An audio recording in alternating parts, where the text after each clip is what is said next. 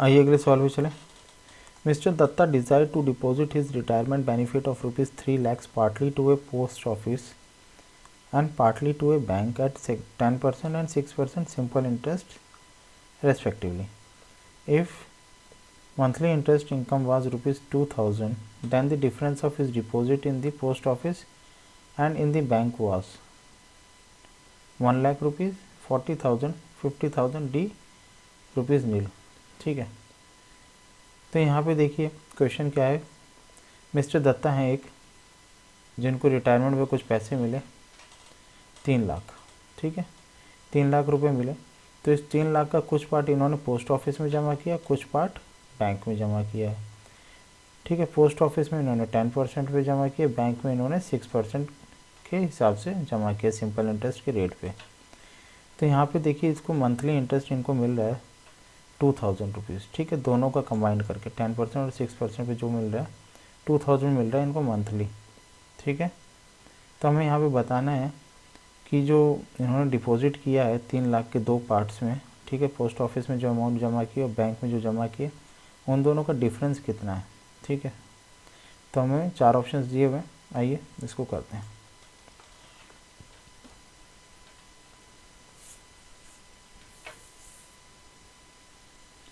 तो सबसे पहले हम जो मिस्टर दत्ता जो हैं उनके 3 लाख को हम दो पार्ट में डिवाइड कर देते हैं।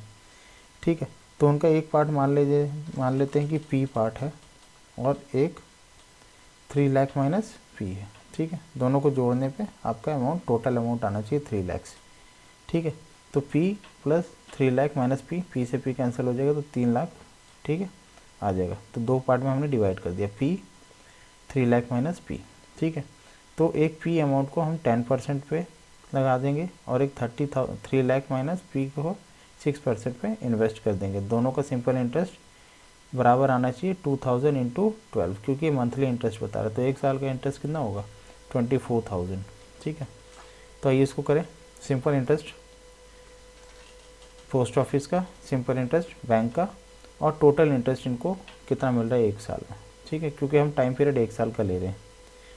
तो यहाँ पे P इंटू पी क्या है, पहला पार्ट, P प्रिंसिपल अमाउंट है 3 लाख का, पहला पार्ट है P। ठीक है, तो P इंटू 10% पे इन्वेस्ट किया पोस्ट ऑफिस में इंटू एक साल, टाइम पीरियड एक। ठीक है, ये P principal rate into time upon 100 वाला फॉर्मूला है। ठीक है, तो principal into rate 10% into time एक साल अपॉन 100, प्लस दूसरा पार्ट जो है हमारा 3 लाख माइनस पी, जो हमने डिवाइड किया है इसको, 3 लाख माइनस पी को इन्होंने बैंक में जमा किया है 6% की रेट पे। ठीक है, रेट है 6%, टाइम पीरियड एक साल अपॉन 100। ठीक है, इजिकल टू 2,000 इंटू 12। ठीक है, एक साल के लिए हमने यह टाइम पीरियड लिया है, तो यहाँ पे हमारे कितना आ जाएगा 2,000 इंटू 12, एक साल का अमाउंट टोटल इंटरेस्ट, एक साल का 24,000 इनको इंटरेस्ट मिल रहा है। फर्दर इसको सिंप्लीफाई कर लेते हैं। 100 को हमने एलसीएम ले लिया, 100 दूसरी तरफ चला जाएगा तो ये हमारे पास आ जाएगा 24 लाख राइट हैंड साइड में। यहाँ बच जाएगा आपका 10p प्लस 3 लाख इंटू 6 कितना हो जाएगा 18 लाख माइनस 6p। ठीक है, तो यहाँ पर 10p माइनस 6p कितना हो जाएगा 4p, और यहाँ 24 लाख माइनस 18 लाख हो जाएगा दूसरी तरफ जाके 6 लाख। ठीक है, तो 4p is equal to 6 lakh.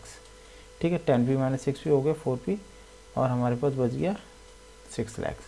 तो हमारा प्रिंसिपल अमाउंट जो p है एक पार्ट कितना आ जाएगा 6 लाख अपॉन 4, 1.5 लाख।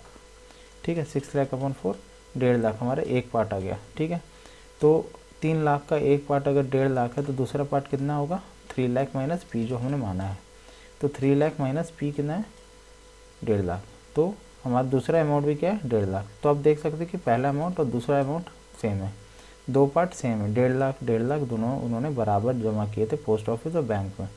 अब हमें यहाँ पे क्वेश्चन पूछा इन दोनों का डिफरेंस कितना है, तो इन दोनों का डिफरेंस आपको देखते ही पता चल जाएगा कि 0 है। ठीक है, तो यहाँ पे डिफरेंस दोनों का क्या है, पोस्ट ऑफिस के अमाउंट 1.5 लाख माइनस बैंक के amount 1.5 lakh is equal to 0, option D rupees nil. ठीक है, तो आशा करता हूँ आपको ये समझ में आया मेथड। ठीक है, तो लाइक शेयर कमेंट और सब्सक्राइब जरूर करें। Thank you for watching.